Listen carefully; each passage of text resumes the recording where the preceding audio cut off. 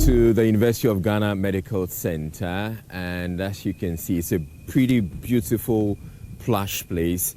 From the surroundings, you can tell that it's pretty well kept. And we're here on World Hepatitis Day, and it's because we want to enlighten you a lot more about hepatitis. Fortunately for us, we have one gentleman, a very famous gentleman of the land, or son of the land, who has taken it upon himself to enlighten Ghanaians about hepatitis. So let's go in there to get to hear him about his journey. We also get to meet with some of the doctors who are working on controlling hepatitis in Ghana. Come along, let's go. I have a very famous gentleman. So this is the famous gentleman I'm talking about. Okyeame Kwame. No, I want to hold the mic. Okay, sure. because you're an artist, you're very comfortable with the microphone. Yes.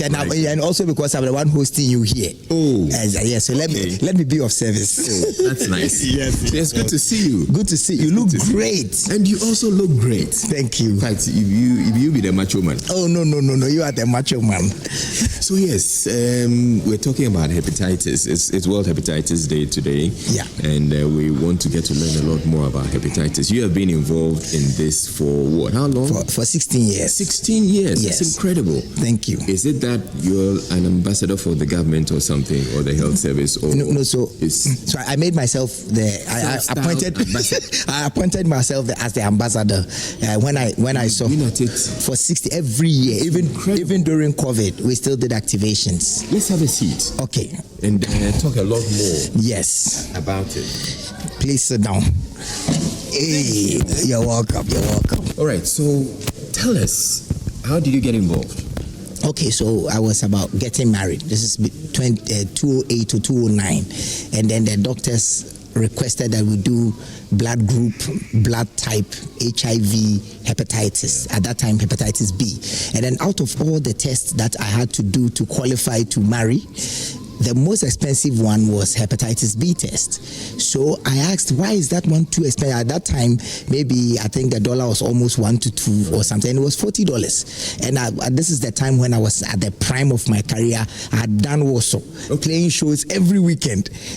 Woso money. Woso komnugu, Woso ehianugu. You know, so this is the period, prime of my career. But the $40 was a bit much.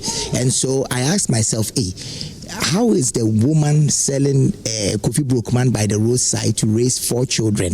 How is she going to afford hepatitis screening or test? And how is she even going to hear of it? So quickly, the doctor that sent me to go and do the thing, his name was Dr. Kwame, 2 of them, and Kofi Apia, Mystic Man. So we sat down, and then they agreed with me that the test was too expensive, and therefore, since I was working with 2 giants in Ghana, I don't know if I can mention the names. Yes, I was working with for MTN and Coca-Cola. Okay. At that time, I went to them, I told them of the idea, and they started putting money behind it for me to buy test strips. So we just started screening everywhere, Sunyane, Kumasi, Jom, and then so the market women were our target. So we go to the market. We go to almost every market in this country. And then we started screening until one day when we went to Takoradi. Halfway through the screening, the health directorate and the police came to stop us from the screening. Where someone to the director's office, the director asked, don't you know that you guys are causing problems? I said, no, we are doing a good thing. Yes. He said, so you are here screening people and giving them yellow cards. And they come to our hospitals with a yellow card, and you are who? A foundation?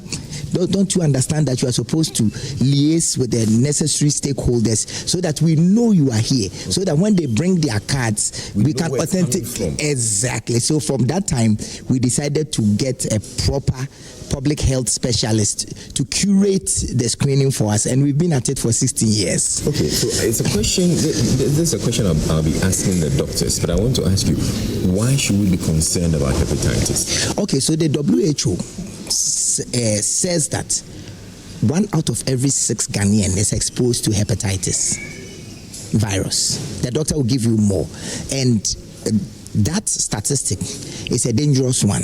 And apart from that, hepatitis is one of the silent killers in the world. I think it even kills more than HIV. And a lot of the people who carry it, they don't know they carry it. And so we must be concerned about it, because both the two hepatitis, which is most deadly, both of them, one of them is preventable and the other one is curable. And so early detection is key. So the reason why we are supposed to be concerned about it is to find out if we have it or not, and then prevent us from ever having it, or get free cure for it. For example, hepatitis B, like that.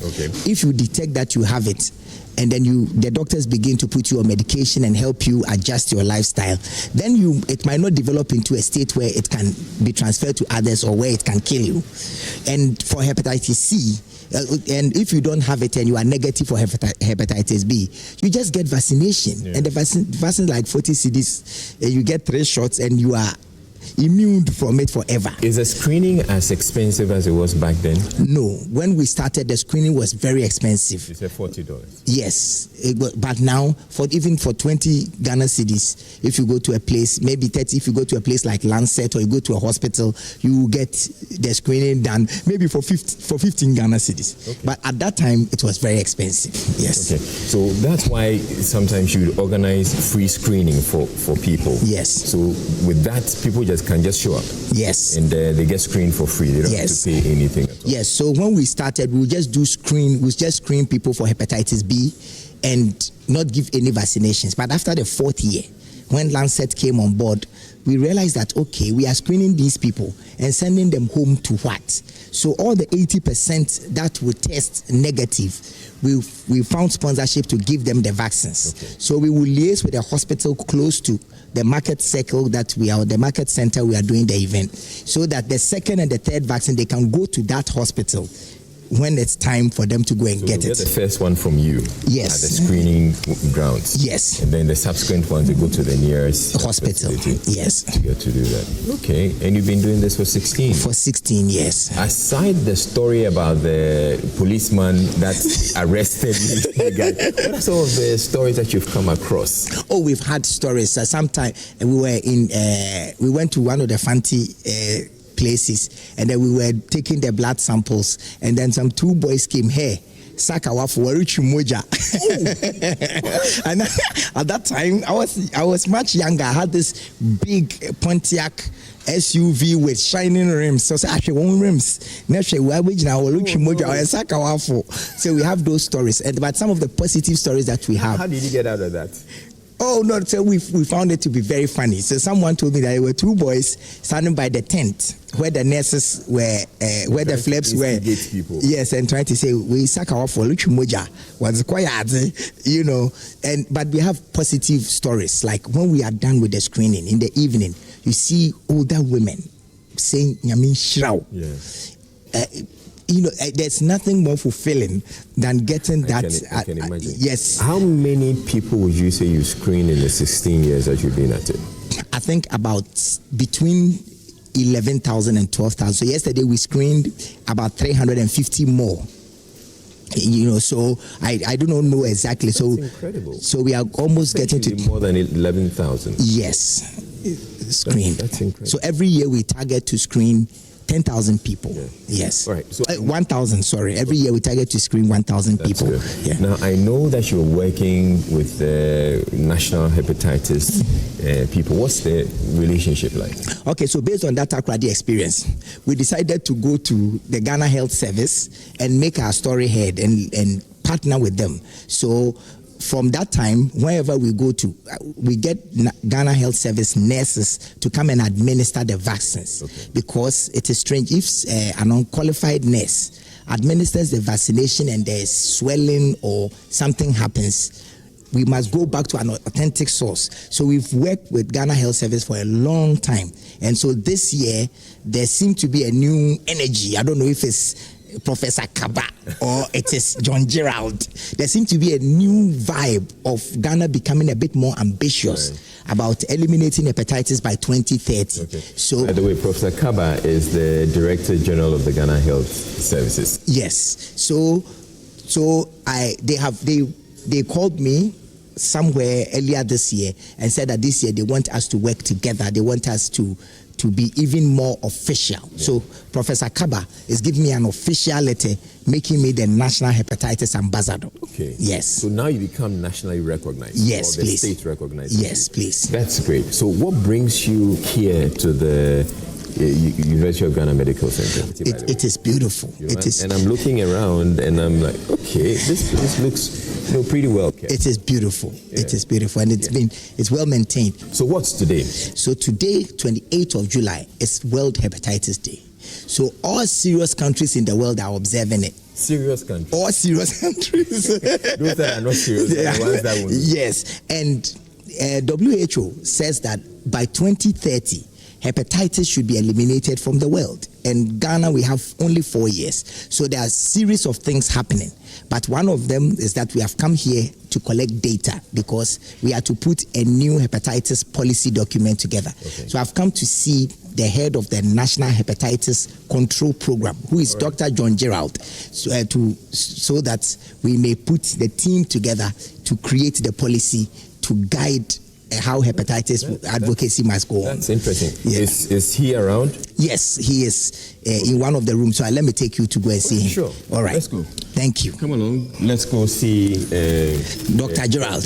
Dr. Gerald, who is in charge of the National Hepatitis Control Program.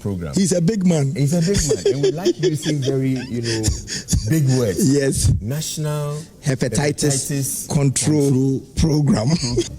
But it's a beautiful facility. It is beautiful. Really, not your regular hospital. No. It looks like a hotel. It's beautiful. The place is serene. Look at this place. Yeah. Wow. Looks like a pretty well kept. Yes. Good. It makes you want to come to the hospital. Yes, we are doing well for them. The hospital is not a place you should want to come to. All right, but let's go in and go and see. You see, this is why. Yes, thank you. For you, the rap doctor is here with you. The rap doctor. In fact, to think of it, the rap doctor now hepatitis ambassador. You see, Nananum, they always know. Essentially, this is your territory. Yes. For rap doctor, the hospital. Anyway. Yes. But yes, Dr. Gerald, it's good to see you. So we are in the office of Dr. Gerald Adiboka, and he's going to be telling us, as we've already introduced him, he's the director of the National Hepatitis Control Program, and we're going to be asking him questions about hepatitis. Fortunately, I have Okyeame Kwame holding the microphone for me. He's a big man. I mean, I've reduced him to a mic holder. But yes, it's all in pursuit of hepatitis advocacy. And since he's the ambassador, he's ready to slay. So, Dr. Gerard, yes. What is hepatitis? Thank you very much for coming to my office for us to discuss hepatitis. And thank you for making me to talk to Ghanaians. When we talk about hepatitis, it simply means inflammation of the liver. And when there are so many causes of inflammation of the liver, we have viral causes, we have bacterial causes, we have drugs. Alcohol can even cause inflammation of the liver, and there are other causes.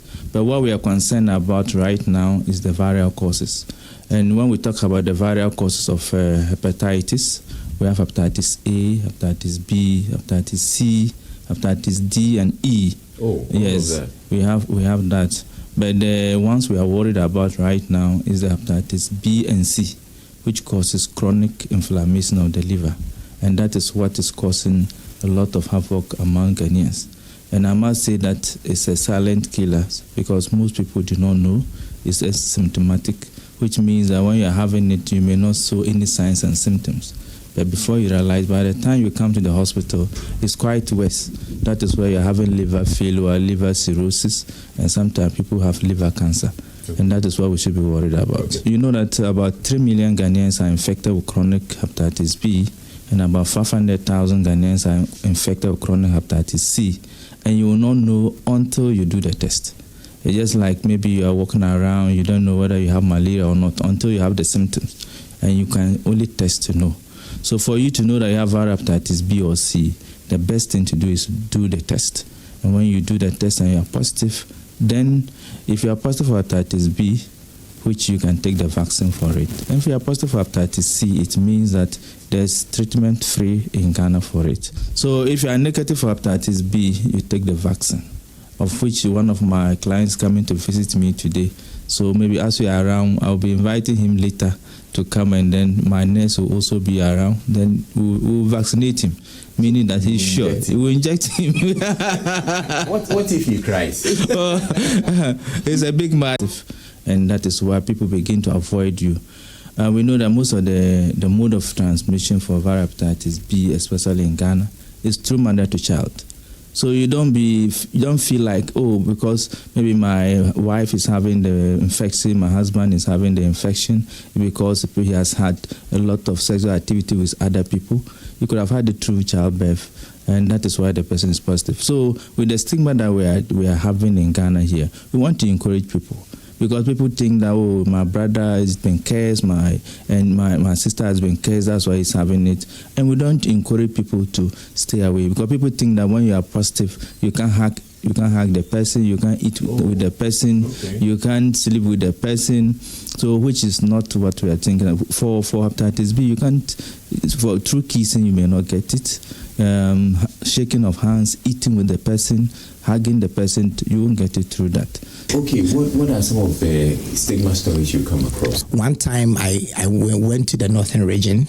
A woman tested positive, and she would not go home after the screening because she came to test with her husband, who tested negative. So apparently the man has said, "Oh, Baba to me." No. Yes, so she was crying. So wherever we go to, we do a post-test counseling and a pre-test counseling. At the post-test counseling, we take seasoned doctors and psychologists to counsel the ones who test positive. So the psychologist had to call the husband.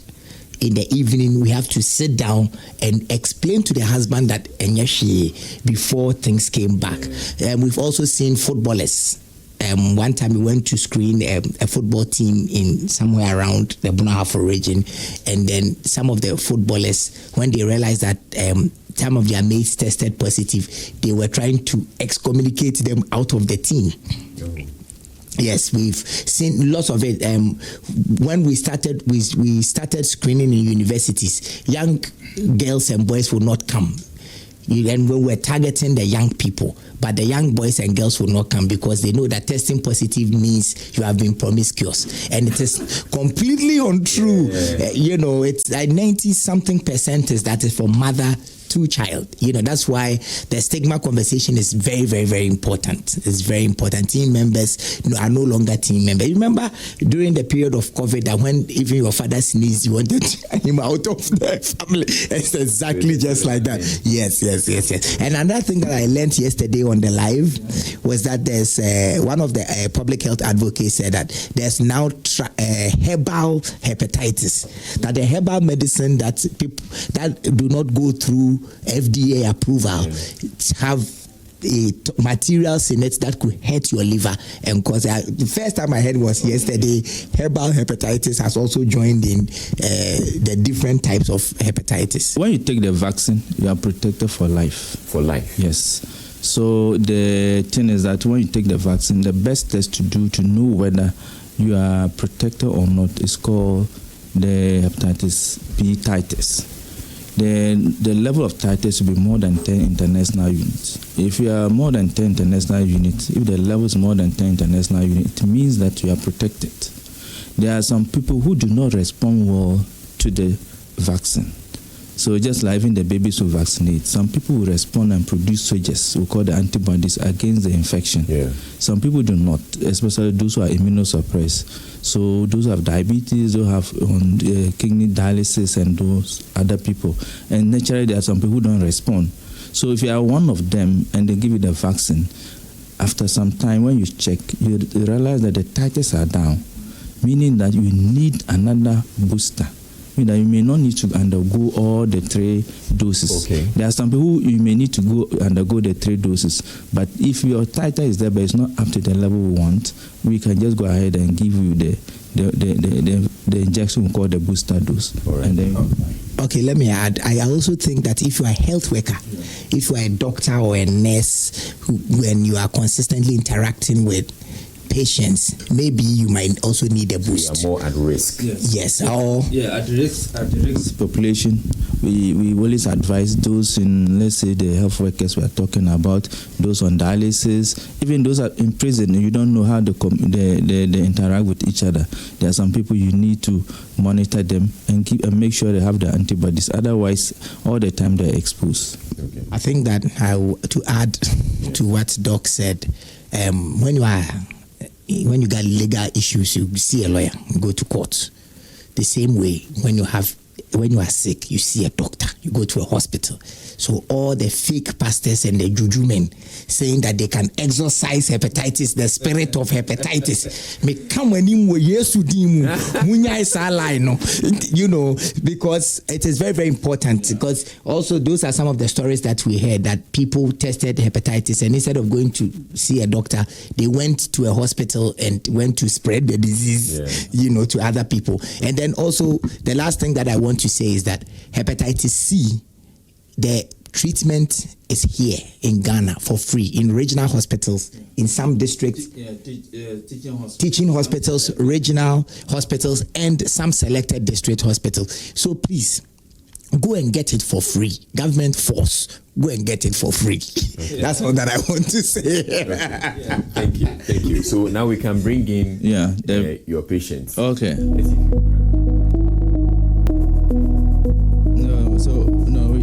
We can also use this place to also give, okay, and it's not going to be, but we have to clean, make sure that it's sterile before we'll give it to you, and after that so that is how it's being given. So just good.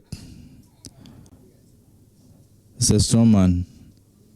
I think it's fine. Okay.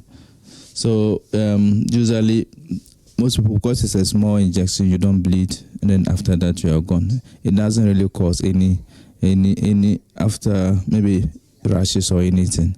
There's no complications, major complications associated with it. All right, so I believe you've learned so much about hepatitis. It's important, as they say, that you get screened. When you get screened and you realize that you are negative, then you go for the vaccine. And then if it turns out that you're positive, then they can start working on your treatment. But at this point, I'm going to hand over to the hepatitis ambassador for him to sign out from the University of Ghana Medical Center. Over to you, Okyeame Kwame, rap doctor. Okay, so this is the rap doctor. This is the real doctor, and this is the real Joy Prime presenter. We are rhyming. And on behalf of the National Hepatitis Ambassador, we have signed out. See ya.